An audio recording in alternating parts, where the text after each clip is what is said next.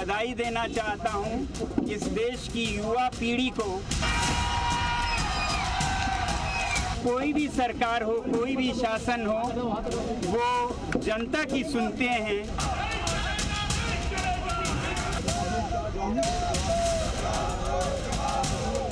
प्रश्न है कि विधेयक को पुनर्स्थापित करने की अनुमति प्रदान की जाए। इतना बड़ा क्रांतिकारी बिल लेके आए हैं एग्जामिनेशन को सुधारने के लिए, ताकि भविष्य में कोई लीक ना हो।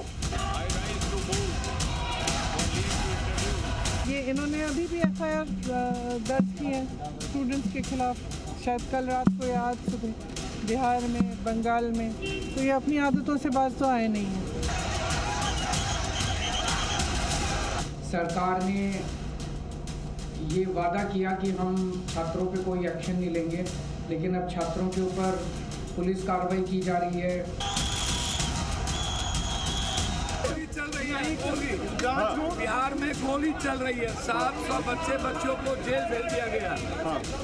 आतंकवादी के तरह रात भर टॉर्चर किया जा रहा है।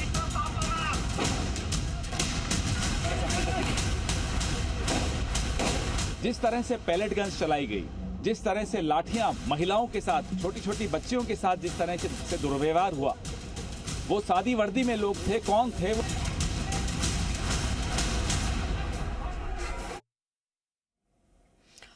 तो संसद से लेकर सड़कों तक संग्राम छिड़ा है। लोकसभा में पेपर लीक से जुड़े हुए लोक परीक्षा संशोधन बिल पर घमासान इतना बढ़ा कि कार्यवाही बार बार स्थगित करनी पड़ी। विपक्ष ने आरोप लगाया कि दिल्ली में प्रदर्शनकारी छात्रों पर पैलेट गन चलाए गए, तो वहीं बिहार में AK-47 तक का इस्तेमाल हुआ। छात्रों पर हुई इस बर्बरता के विरोध में विपक्ष संसद में जोरदार प्रदर्शन कर रहा है। उधर अस्पताल से डिस्चार्ज होने के बाद जलवायु कार्यकर्ता सोनम वांगचुक राजघाट पहुंचे, बापू को नमन किया। भूख हड़ताल और इस पूरे गतिरोध के बीच में वांगचुक की ये तस्वीरें शांति और अहिंसा का संदेश दे रहे हैं। धर्मेंद्र प्रधान के इस्तीफे पर वांगचुक का बयान भी सामने आया। इस्तीफा एक शुरुआत है, वांगचुक उम्मीद है सिस्टम में सुधार होगा और किसी भी तरीके की हिंसा ठीक नहीं है, ये भी उन्होंने कहा। शांतिपूर्ण प्रदर्शन हमारा अधिकार है। तस्वीरें आप देख रहे हैं, राजघाट पर सोनम वांगचुक और उनकी पत्नी पहुंची, गीतांजलि। उन्होंने बापू को नमन किया, क्योंकि उन्हीं के आदर्शों पर ये पूरा प्रोटेस्ट था, ये पूरा आंदोलन था, क्योंकि शुरुआत से यही कहा गया था कि हम शांतिपूर्ण तरीके से प्रदर्शन करेंगे और तकरीबन 1 महीने तक वो दिखा भी। शांतिपूर्ण तरीके से सोनम वांगचुक जो है वो अनशन पर बैठे रहे थे। उसके बाद अब वहाँ पर पहुँचे, बापू को नमन किया और अभी भी उन्होंने कहा है कि ये शुरुआत है और शांतिपूर्ण प्रदर्शन सभी का अधिकार है।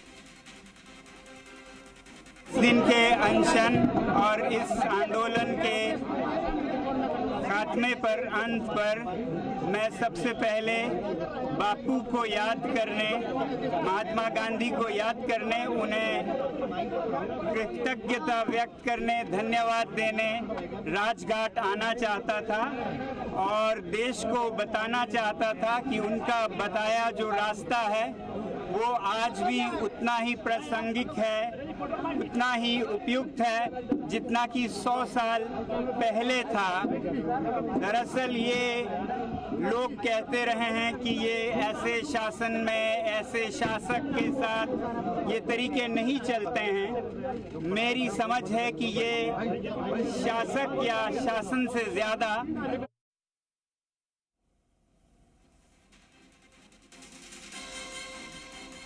तस्वीर आप देख रहे हैं। उन्होंने उम्मीद जताई है कि सुधार होगा और किसी भी तरीके की हिंसा ठीक नहीं है, ये उन्होंने साफ तौर पर कहा। 3 तस्वीरें इस वक्त आप देख पा रहे हैं।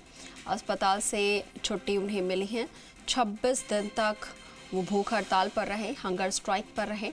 इस दरमियान काफ़ी ज़्यादा उनका वज़न भी घटा, लेकिन उसके बावजूद उनके जो हौसले थे वो पस्त नहीं पड़े। उसके बाद आज फिर वो राजघाट पहुंचे, उसकी तस्वीरें भी आप देख पा रहे हैं।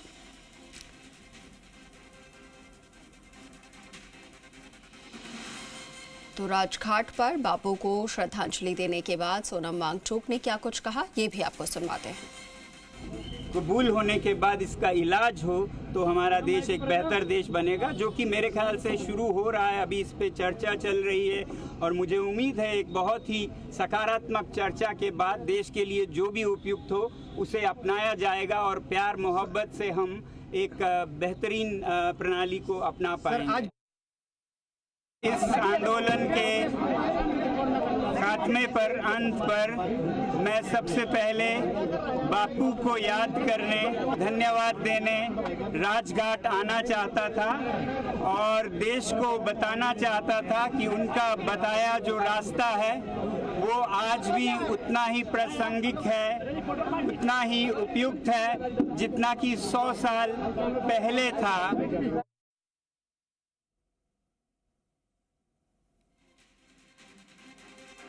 के बाद इसका इलाज हो तो हमारा देश एक बेहतर देश बनेगा, जो कि मेरे ख्याल से शुरू हो रहा है। अभी इस पे चर्चा चल रही है और मुझे उम्मीद है एक बहुत ही सकारात्मक चर्चा के बाद देश के लिए जो भी उपयुक्त हो उसे अपनाया जाएगा और प्यार मोहब्बत से हम एक बेहतरीन प्रणाली